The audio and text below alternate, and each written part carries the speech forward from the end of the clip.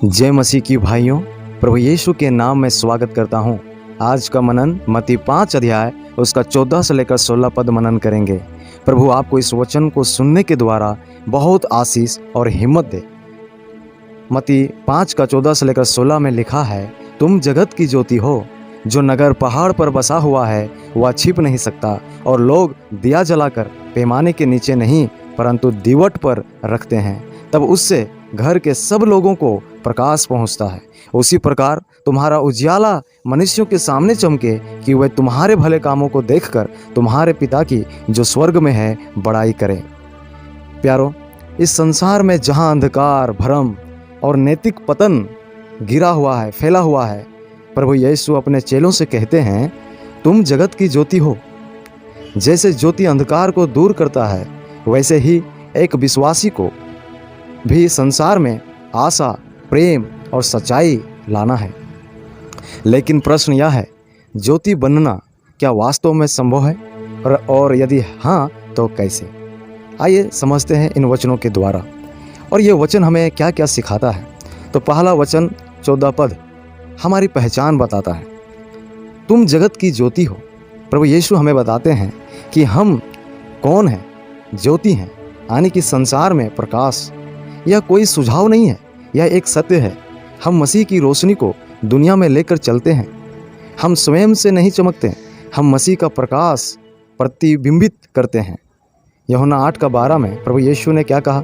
उसने कहा, तब प्रभु यीशु ने फिर लोगों से कहा, जगत की ज्योति मैं हूँ। जो मेरे पीछे हो लेगा वह अंधकार में ना चलेगा परंतु जीवन की ज्योति पाएगा। चांद की तरह समझिए मेरे भाइयों, जिसकी रोशनी खुद की नहीं होती, वह सूर्य का प्रकाश प्रतिबिंबित करता है। वैसे ही हम भी तभी चमकते हैं जब हम प्रभु यीशु के साथ सही रिश्ता में होते हैं। सवाल यह है, क्या आप मसीह की रोशनी को प्रतिबिंबित कर रहे हैं?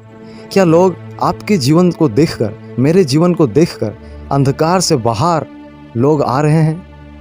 नहीं, अगर ऐसा हो रहा है तो कहीं ना कहीं हमारा जीवन में एक सीरियस प्रॉब्लम है और उसे सुधार करने की अति आवश्यक है मेरे भाइयों और बहनों। दूसरी बात, ये वचन हमें क्या सिखाता है? हमारी स्थिति को बताता है। नगर पहाड़ पर बसा है वह छिप नहीं सकता। देखिए, प्रभु यीशु कहते हैं कि मसीही जीवन को छिपाना संभव नहीं है। आपका विश्वास, आपका आचरण, आपके निर्णय, ये सब एक ऊंचे पहाड़ पर बसे नगर की तरह है। मसीही जीवन एक सार्वजनिक गवाही है। हमें डर या शर्म के कारण अपने विश्वास को छिपाना नहीं चाहिए, बल्कि हम अपनी गवाही को उन अंधकार में पड़े लोगों को बताना चाहिए, ताकि वे भी जान सके, प्रकाश पा सके और प्रभु में आकर उद्धार, मुक्ति, शांति पा सके। ये वचन हमें और क्या सिखाते हैं? वचन 15 के अनुसार हमारा व्यवहार को दिखाता है। दीपक जलाकर पैमाने के नीचे नहीं रखते।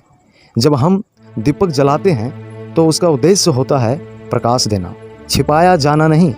पैमाने के नीचे रखना यानी कि डर, समझौता या सांसारिकता के कारण अपना विश्वास को हम छिपाने लगते हैं।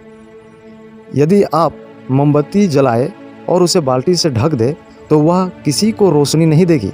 उसी प्रकार यदि आप और मैं अपने विश्वास को ढक दें तो आप और मैं दूसरे के जीवन के लिए कभी भी लाभदायक नहीं हो पाएंगे। क्या आपके जीवन में कोई ऐसा क्षेत्र है मेरे भाइयों जहां आप प्रभु यीशु की रोशनी को छिपा रहे हैं? अगर छिपा रहे हैं तो ऐसा मत कीजिए। चौथी बात जो हमें ये वचन सिखाती है वो है हमारी जिम्मेदारी। तुम्हारा प्रकाश मनुष्यों के सामने चमके। प्रभु यीशु हमें यह आदेश देते हैं कि हमारा जीवन ऐसा हो कि लोग भले कामों को देखकर परमेश्वर की महिमा करें। भले काम हमारा उद्देश्य नहीं बल्कि माध्यम है। हमारा उद्देश्य है कि लोग स्वर्गीय पिता की ओर, उस महान जीवित परमेश्वर की ओर आकर्षित हो, ताकि लोग उस परमेश्वर की महिमा को देख पाए। जैसे कि लाइट हाउस, हम लोग जानते हैं प्रकाश स्तंभ के बारे में, का उद्देश्य क्या है? अपनी ओर ध्यान खींचना नहीं होता है बल्कि खतरे से बचाना होता है। आपका जीवन, मेरा जीवन भी एक लाइट हाउस जैसा होना है, लोगों को मसीह की ओर मार्गदर्शन करने वाला। प्रभु यीशु ने आपको चुना है कि आप इस अंधकार में, संसार में उसका प्रकाश बने। अपनी पहचान को जाने मेरे भाइयों, आप मसीह की ज्योति हैं। अपनी स्थिति को समझे, आप छिप नहीं सकते। अगर आप सच्चा एक विश्वासी हैं तो आप छिप नहीं सकते हैं, क्योंकि आपका आचरण ही इस दुनिया में अलग दिखेगा। अपना व्यवहार सुधारें, अपने विश्वास को न छिपाएं, परंतु अपने विश्वास को उसको कार्यों में बदलें। अपनी जिम्मेदारी निभाएं, अपने जीवन से परमेश्वर की न हम छिपाएं न डरें, परंतु मसीह की महिमा के लिए चमकें। सुनने के लिए बहुत बहुत धन्यवाद मेरे दोस्तों, मेरे भाइयों। वीडियो को लाइक शेयर सब्सक्राइब जरूर करें ताकि हमें उत्साहित मिलता रहे। धन्यवाद।